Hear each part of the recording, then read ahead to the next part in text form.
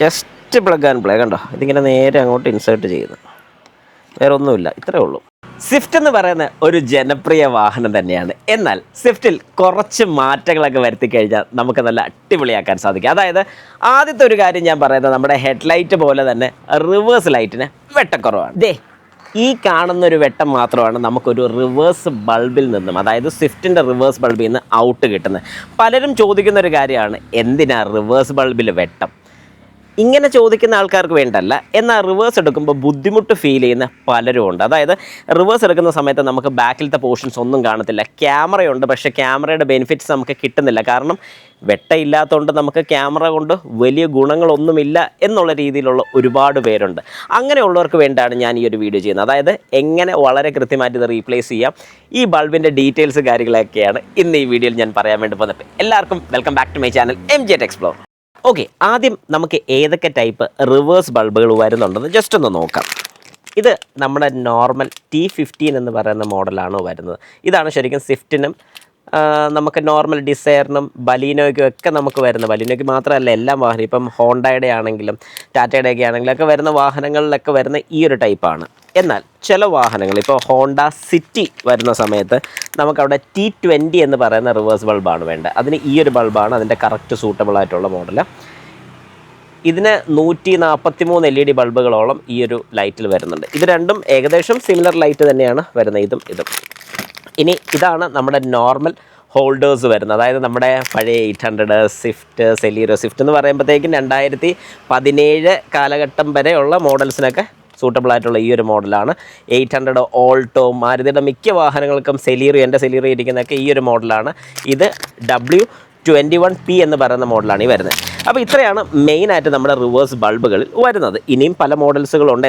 ഇനി നമുക്ക് എങ്ങനെയാണ് വളരെ സിമ്പിളായിട്ട് ടെയിൽ ലൈറ്റ് അഴിക്കേണ്ടതെന്ന് നോക്കാം. ഇപ്പോൾ എൻ്റെ അടുത്തുള്ള ഈ ഒരു സ്വിഫ്റ്റാണ്. ഈ സ്വിഫ്റ്റിൽ ആകെപ്പാടെ 2 ബോൾട്ടുകളാണ് നമുക്കിവിടെ കാണാൻ സാധിക്കും. ഈ കാണുന്ന ഒരു ബോൾട്ടും അഴിക്കണം, ഈ കാണുന്ന ഒരു ബോൾട്ടും അഴിക്കണം. നിങ്ങളുടെ കയ്യിലുള്ള ഒരു 10ൻ്റെ ഒരു നോർമൽ സ്പാനർ യൂസ് ചെയ്ത്, അതായത് ഈ കാണുന്ന ഒരു 10ൻ്റെ നോർമൽ സ്പാനറാണ്, ബോക്സോ ഒന്നും വേണ്ട. ഈ ഒരു സ്പാനർ ഇട്ട് നമ്മൾ സാധാരണ അഴിക്കുന്ന പോലെ നമ്മളത് അഴിക്കുക. ഞാൻ പെട്ടെന്ന് അഴിക്കട്ടെ. ഓക്കെ, ആ 2 ബോൾട്ടും അഴിച്ചു കഴിഞ്ഞാൽ പിന്നെ ഈ ഒരു പൊസിഷൻ, അതായത് ഈ ഒരു പൊസിഷനിൽ നിന്ന് പതുക്കെ ഇങ്ങോട്ടൊരു ചെറിയ തട്ട്.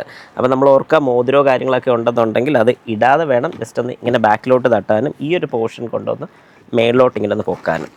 കണ്ടോ, ഇത്രേ ഉള്ളൂ. വളരെ സിമ്പിളായിട്ട് നമുക്കിത് ഊരിപ്പോരും. ഇങ്ങനെ ഊരി എടുത്തു കഴിഞ്ഞാൽ പിന്നെ ഈ കാണുന്ന, അതായത് ഈ ഒരു പോർഷനിലാണ് നമ്മുടെ റിവേഴ്സ് ബൾബ് വരുന്നത്. അപ്പോൾ നേരെ തിരിക്കുക. തിരിച്ചിട്ട് വേണ്ട ഈ കാണുന്ന ഒരു ഭാഗമാണ്. അപ്പോൾ ഇത് ഞാൻ ഇങ്ങനെ ഒന്ന് തിരിക്കുകയാണ്. അതായത് ഒരു ബോൾട്ട് അഴിക്കുന്ന പോലെ തിരിച്ചു കഴിഞ്ഞാൽ ഇങ്ങനെയാണ് ഇത് ഊരിയെടുക്കുന്നത്. ഇത്രയേ ഉള്ളൂ, വളരെ സിമ്പിളാണ്. ഇതാണ് നമ്മുടെ സ്വിഫ്റ്റിന് വരുന്ന റിവേഴ്സ് ബൾബ്. കണ്ടോ, അപ്പോൾ ഈ ബൾബ് ഞാൻ മാറ്റി, ഈ ബൾബാണ് ഞാൻ ഇൻസേർട്ട് ചെയ്യാൻ വേണ്ടി പോകുന്നത്. Okay, just plug and play കണ്ടോ, ഇതിങ്ങനെ നേരെ അങ്ങോട്ട് ഇൻസേർട്ട് ചെയ്യുന്നു, വേറെ ഒന്നുമില്ല, ഇത്രേ ഉള്ളൂ. എന്നിട്ട് ഇതിനകത്തോട്ട് ഡയറക്റ്റ് ഇൻസേർട്ട് ചെയ്യുകയാണ്. അതുപോലെ തന്നെ തിരിച്ച് ലോക്കാക്കി. അപ്പോൾ ലോക്കായെന്നുള്ള കൺഫേം ആക്കിക്കോണം, ലോക്കിലാണ്. തിരിച്ച് ഇൻസേർട്ട് ചെയ്യുമ്പോൾ ഈ ഒരു ഭാഗം ശ്രദ്ധിച്ചോണം.